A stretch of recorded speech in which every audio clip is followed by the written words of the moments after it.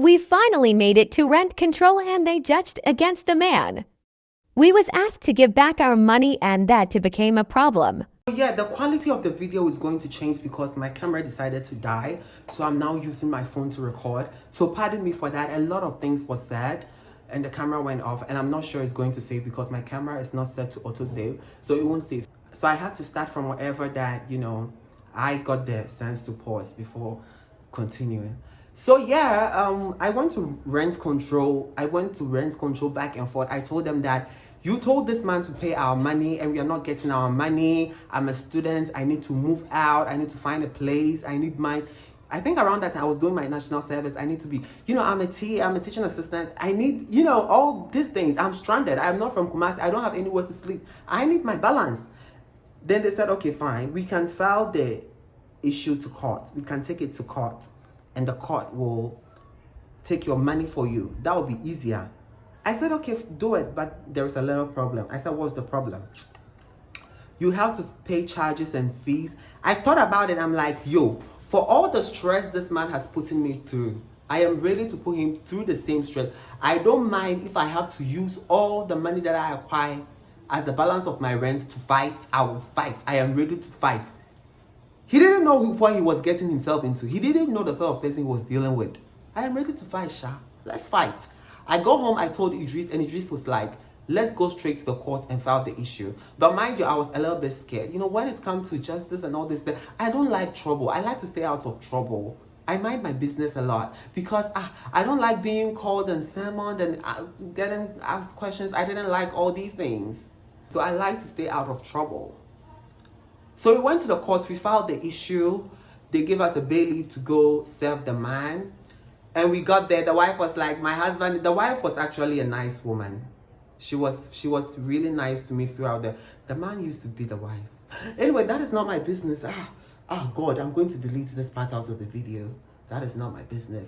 Yeah, so the wife really understood our pain and what we was going through. This guy came to the house 4 or 3 times with a summons letter. This man was nowhere to be found. He was nowhere, absolutely nowhere to be found. So they called the man and they told him that, yo, if you don't show up, we will take your house from you. We have the power to do that. The next day they came and they met the man, they served the man.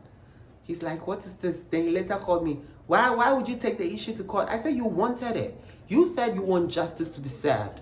You said you don't want any issue. You don't want anyone going back and forth with you about payment. So you want the government to handle that issue. You want the courts to handle that. So we gave you a taste of your own medicine. How does it feel now that it's me who is serving you? How does it feel? You looked at a child like me. I was like 23 or 24. You looked at me and thought that it would be okay to summon me to court, to rent control, knowing that you owe me. And you thought the law was just going to look at you like that and say that your assumption is correct. We use your assumption here. The man was ready to fight me. I was like, if you want to fight, we can fight. I cannot throw blow. At this point, Idris was there. So you can't beat me now. You can't beat me. My mouth, I was going back and forth. This man was like, you came into this house, the first week you broke my tap. I didn't ask you to fix it. I fixed it with my own money. I'm like, guys, this tap issue this man was talking about. The first week I moved to the house, I was trying to scrub the bathroom. The tip of the brush that I was using hit the tap and the tap got broken. How is that my fault? How is that my fault? It just hit, I was just thinking that the thing was already broken. They just did some amendment to make it stay. And now you want to pin it on me. And if I was in the house throughout the whole month, I would have fixed it if they didn't. But I traveled for vacation because school closed down, so I had to go home. When I came back, it was fixed. And I didn't bother to ask why. Because why should I ask why? It's your house. You're supposed to do all this maintenance. They said, it's 50 cedis. Give me my money. I said, 50 cedis. All the money that you've been taking from me. Sometimes you come to me 200 cedis, 150. Sometimes you even ask me for loan. Yes.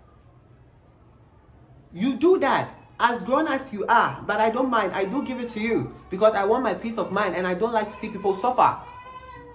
So I'll do all these little things for you. I said, if it's your 50 cedis you want, I can give you your 50 cedis. Call your mobile money number. Let me send you your 50 cedis. No, I think I even gave him cash. Idris was shocked. He was like, yo, I didn't know you can talk like this. And I'm shocked by what this man is doing. This man is actually a thief. but he wants to cover his indecency with decency. I'm like, at this point, I'm even tired.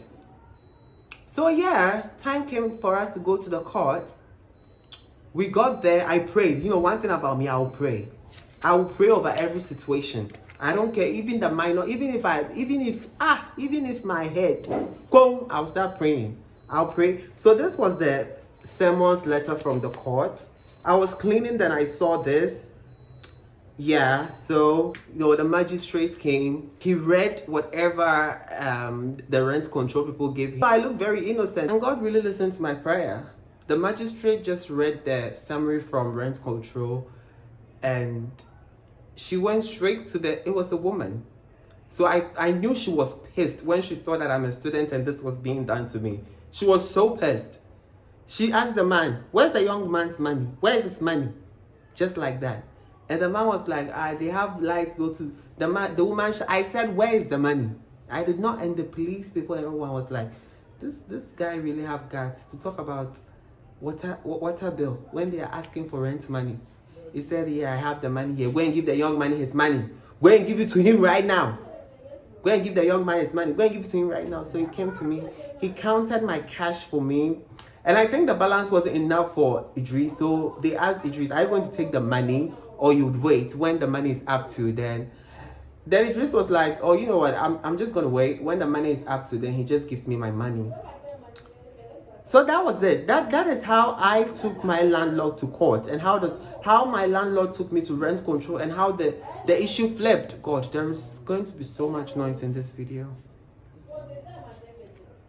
I can't. Bye.